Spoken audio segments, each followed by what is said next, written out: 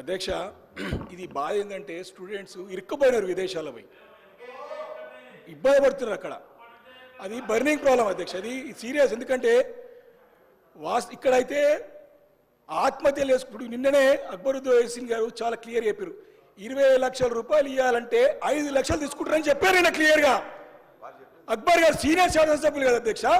వాస్తవం ప్రభుత్వము వీటిని దృష్టిలో తీసుకొని సరిదిద్దుకునే ప్రయత్నం చేస్తే పేద పిల్లలకు బాగుంటుంది.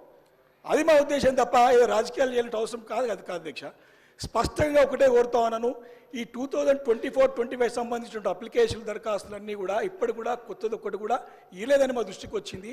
ఎన్ని అప్లికేషన్స్ వచ్చినాయి, ఎంతమంది సెలెక్ట్ చేసిర్రు, ఫస్ట్ ఇన్స్టాల్మెంట్ ఏమైనా ఇచ్చిర్రా ఈ సంవత్సరం, దానిపైన స్పష్టత ఇవ్వాలని మంత్రి గారు కోరుతున్నారు. వారు 10 సంవత్సరాల నుంచి కలిపిందంతా కూడా కలిపి చెప్తా ఉన్నారు, కాదు ఈ సంవత్సరం చెప్పాలని కోరుతా ఉన్నాను.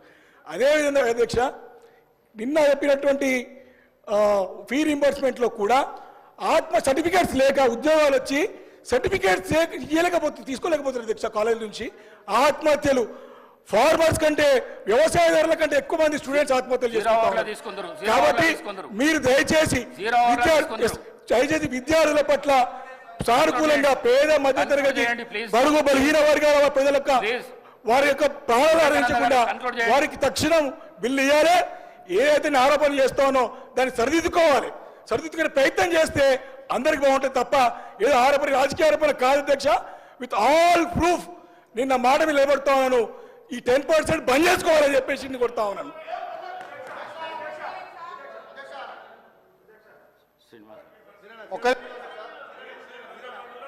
అధ్యక్ష వీళ్ళు మాట్లాడితే ఈ ప్రభుత్వాన్ని చేస్తున్నటువంటి అభివృద్ధి కార్యక్రమం చూసి షోరూలేక మాట్లాడిన మాటలు తప్ప వివేక్ గారు మాట్లాడిన మాటలను వెనక్కి తీసుకోవాలి. ఈరోజు ఈ ప్రభుత్వం వచ్చి సంవత్సర కాలంలో గాడిన పెడుతుంది, రాష్ట్రాన్ని ధ్వంసం చేసిర్రు, విధ్వంసం చేసిర్రు. Commission Kakatiya, commission Kaleshwaram, commission బర్లు, కమిషన్ గొర్రెలు, కమిషన్ చేపలు, టెలిఫోన్ ట్యాపింగ్లు, ఈ కార్ రేసింగ్లలో ప్రతి దానిలో కమిషన్లకు అలవాటు పడ్డ పాత ప్రభుత్వం పచ్చ కాపులను దేశం అంతా పచ్చగన్నట్టు వాళ్ళు తీసుకున్నట్టుగా వాళ్ళు చేసినట్టుగా చేస్తున్న చెప్పినటువంటి ఆరోపణలు ఇది శుద్ధ తప్పు అధ్యక్ష. ప్రజలందరూ గమనిస్తున్నారు, వారి యొక్క ఆలోచన విధానాన్ని ప్రజలు గమనిస్తున్నారు. ఈ ప్రభుత్వం ఎక్కడ కూడా ఈరోజు శుద్ధం పనిచేస్తుంది.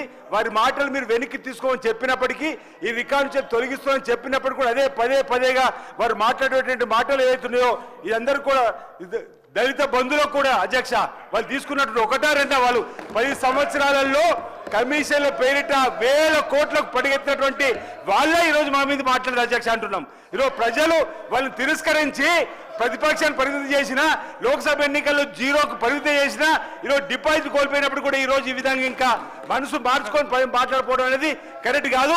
ఆ మాటలను తొలగించారు అధ్యక్ష. ఈరోజు చైర్ను కూడా బెదిరించే విధంగా మాట్లాడుతున్నారు అధ్యక్ష. మీరు మాట్లాడితే మీతో సమానంగా వారు మీ పైన కూడా మాట్లాడేది సరైనది కాదు. మీరు చక్కగా రూలింగ్ ఇచ్చి సరే మీరు కొత్తగా వచ్చిన సభలకు అధ్యక్ష మాకు ఆదర్శంగా ఉండాల్సిన వీళ్ళు ఎవరంటే మీరు 20 years ఇండస్ట్రీ అంటారు అధ్యక్ష. 21 సంవత్సరం నుంచి సభలు ఉన్నామని చెప్పి సూచన చేసేటువంటి వీళ్ళు ఈ విధంగా మాట్లాడితే దాన్ని ఖండించకుండా ప్రోత్సహించడం ఎంతవరకు సభ అధ్యక్ష? ఈరోజు వారి యొక్క విధానాన్ని ప్రజలు తిరస్కరిస్తున్నారు, హౌస్లో కూడా ప్రతి ఒక్కరు ఖండిస్తున్న సందర్భం అధ్యక్ష. ఈ వారి మాటలు వెంటనే వెనక్కి తీసుకోవాలని చెప్పి కోరుతున్నాం, లేదంటే రికార్డు సరి చేసి ఆ మాటలు తొలగించాలని చెప్పి మీకు కోరుతున్నాను అధ్యక్ష. మరి గౌరవ సభ్యులు మరి రాజశేఖర రెడ్డి గారు.